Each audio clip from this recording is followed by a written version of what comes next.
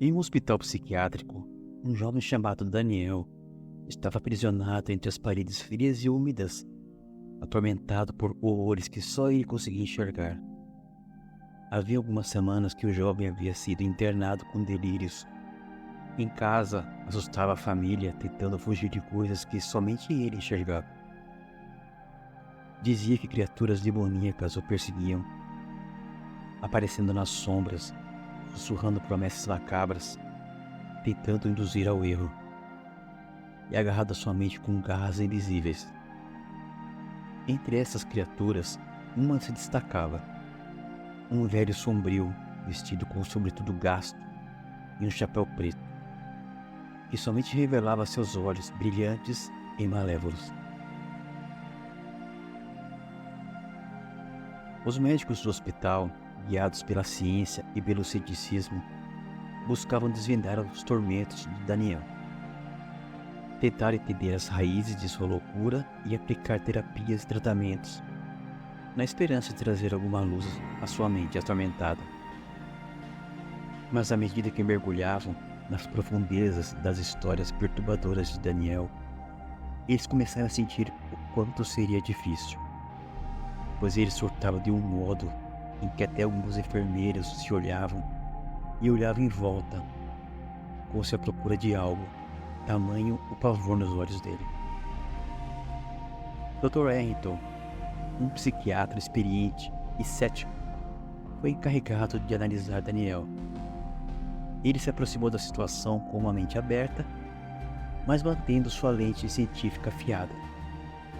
Durante as sessões, Daniel falava das criaturas disformes, de seus olhares vazios e de como as vozes inumanas se entrelaçavam em sua mente.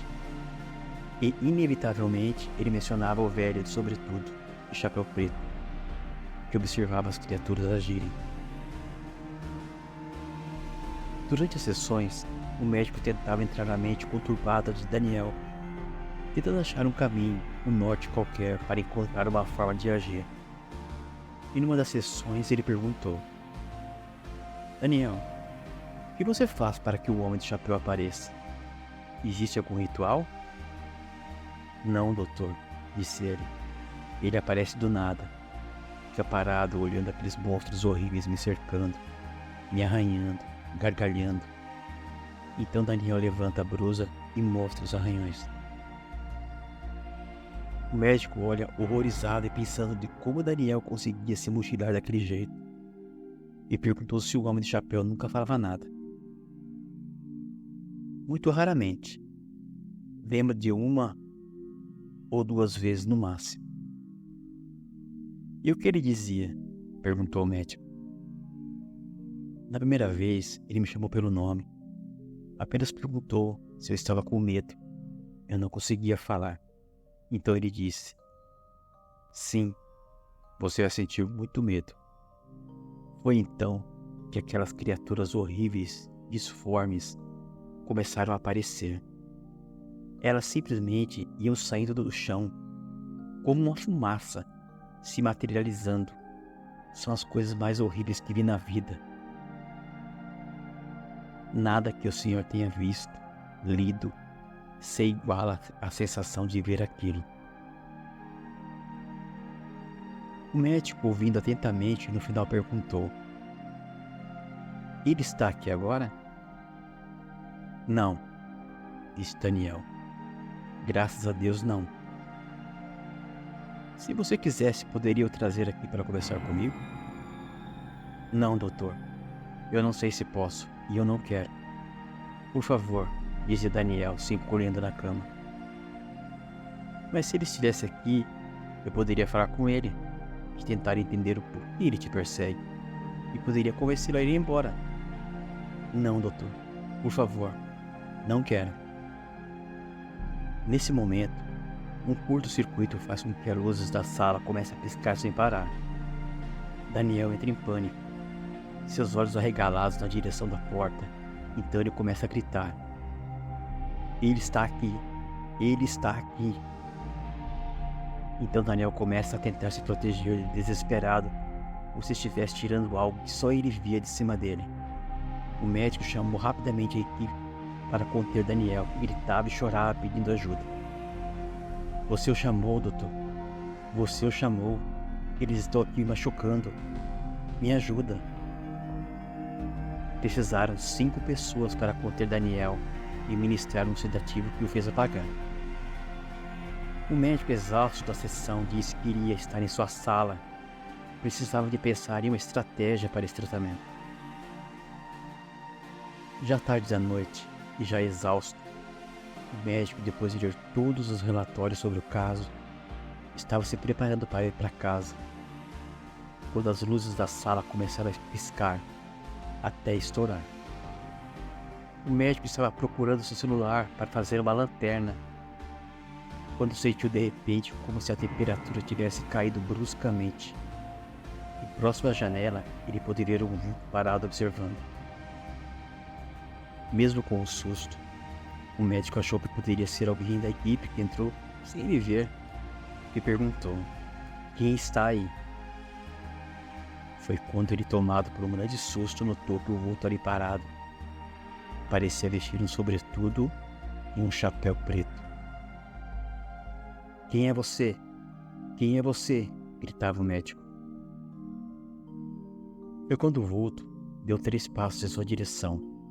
Com a ajuda da luz que via da rua pela janela, ele pôde ver os olhos cheios de ódio do estranho. Está com medo, doutor? Pois deveria ter.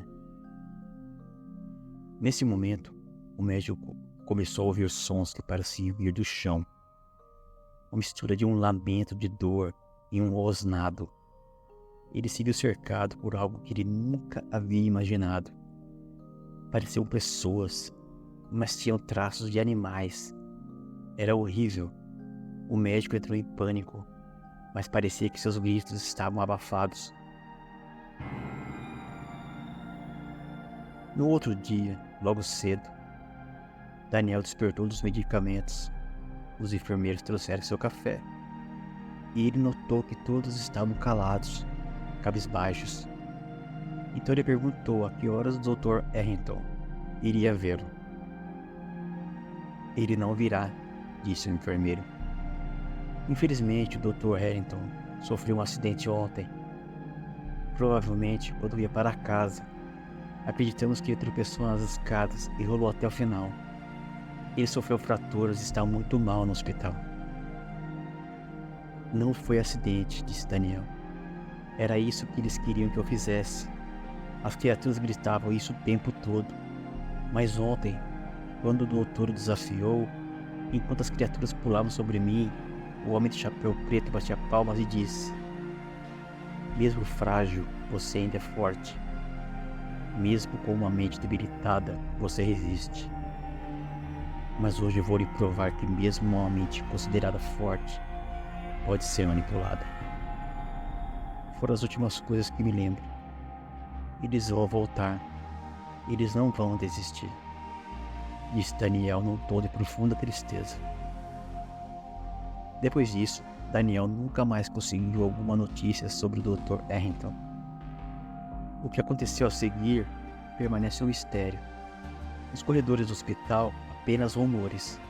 Alguns dizem que o Dr. Harrington desapareceu sem deixar rastros. Outros afirmam que ele enlouqueceu completamente, incapaz de distinguir entre realidade e os horrores de algo que misteriosamente o assombravam. Seja como for, a história de Daniel e o Hospital Assombrado com certeza ecoam em murmúrios sussurrados entre aqueles que se atrevem a lembrar. Afinal, às vezes o limite entre o que podemos entender e o que está além da nossa compreensão é mais tênue do que imaginamos, e a escuridão pode esconder segredos que preferíamos nunca descobrir.